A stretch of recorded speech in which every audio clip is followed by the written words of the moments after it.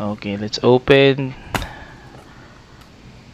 Ayan yung cartridge niya.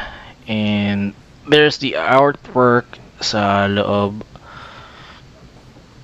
Yan yung, I believe that's the Mario Party boards. And then the map.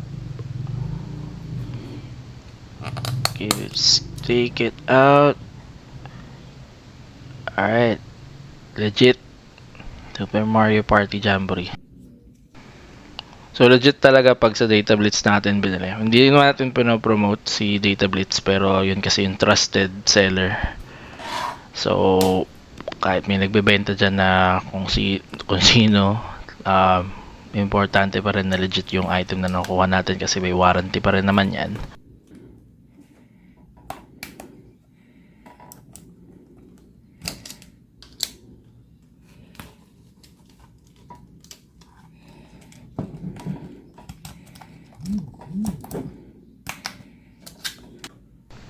So ayun na siya, it's working, it's naglo-load lang siya.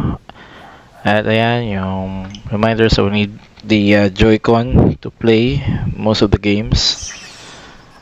Yan, nakakabit yung Joy-Con, so tatanggalin natin siya. Let's just check, parang nandun din si Bowser. So isa ba siya sa pwede nating pagpilian. Okay, let's check. Ito na, let's start the game. Medyo mahaba-habang intro yun ah. Okay, one player.